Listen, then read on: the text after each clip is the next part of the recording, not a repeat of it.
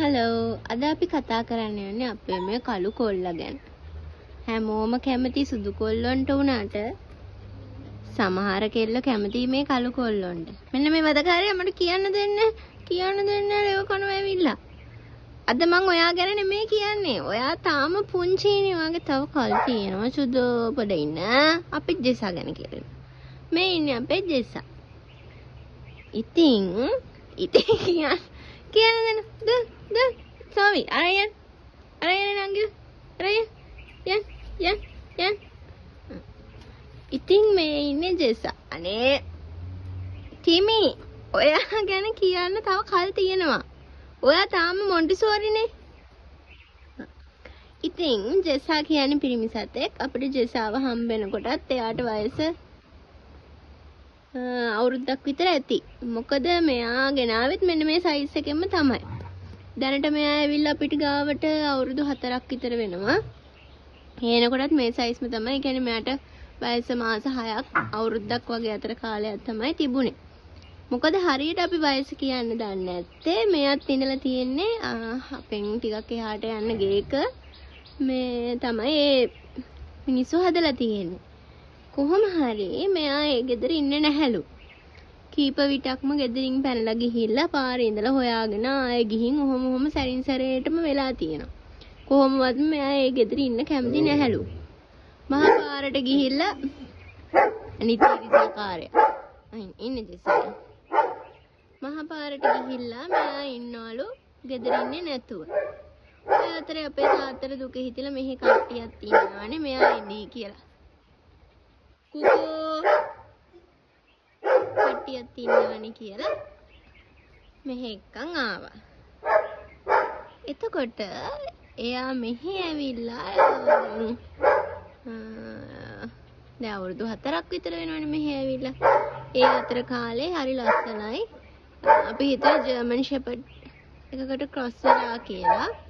සමහර විට එහෙමත් වෙන්නේ නැති. ඒ වුණාට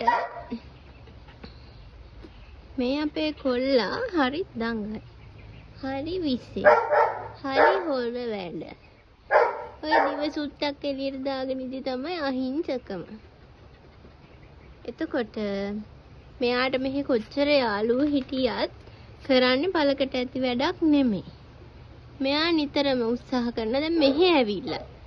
ඒ ගෙදර නම් කමන්න හැකියම කවුරුත් ඉඳියේ නැතුව තනියම ඉඳලා පාළු නිසා එහෙම කියලා හිතමුකෝ. ඒ වුණාට මෙහෙ ඇවිල්ලත් අර මන් දවසක් කිව්වේ මේ ඕන නැති වැඩක් කඩප්පුලි වැඩක් කරලා තියනවා කියලා මේ යෝධයා. මොකද මෙයා දැන් අපේ ගෙදර දැන් මේ ළඟකදී ඉඳලා පුරුදු වෙලා තියෙන මෙච්චර කල් සිස්ටම් එක දන්නේ නැතුව හිටියේ. දැන් මේ මාස එකමාරක ඉඳලා අපි උඩ දැල වෙනම ගහලා තියෙන්නේ. මොකද මෙයාලා මෙහි කවුරු හරි ආවොත් අපිට නැත්තම් ගේට්ටුවෙන් ඇතුළට ගන්න කරදර නිසා උඩින් දැලක් ගහලා තියෙන උඩ කෑල්ල මෙයාලට වෙන් කරලා. එතකොට දැන් මෙයා පුරුදු වෙලා ඒ දැලෙනුත් පැනලා. ඊට පස්සේ මෙන්න මේ අපේ තාප්පෙන් මෙන්න මෙතනින් තාප්පෙනුත් පැනලා පාරට ගිහිල්ලා ගේ ඉස්සරහා ඉඳගෙන ඉන්නවා. රට වටේ යනවනම් තව කමකුත් නැහැ. එහෙම යන්නෙත් නැහැ. ගේට්ටුවෙන් අච්චර අමාරුවෙන් පැනලා ගිහිල්ලා එතකොට ආයෙ මෙතනින් මෙහෙම ගිහිල්ලා ඔන්නෝම ගේට්ටුව ගාට් මෙලා ඉඳගෙන ඉන්නවා. මන් දන්නේ මොකද තියෙන ආසාව. ඉතින් දැන් අපි සමහර දවසට කරන්නේ මෙයාව දැන් පාරට දාන්න බෑ. හේතුව මෙයා මිනිසුන් අහපන එක පාරක් අපි දැල ගහන්නත් හේතුව මෙයාම තමයි. මේ ගේට්ටුව ඇරලා තිබ්බ වෙලාවක එළියට පැනලා මේ ගිහලා ළමෙක්ව හපන්න පැනලා. ඊට පස්සේ අපිට ඒක හොඳටම බැලලා ගියා. බල්ලෝ හදන නගිය ඇතුලේ දාගෙන හදන්න අරකයි මේකයි කියලා.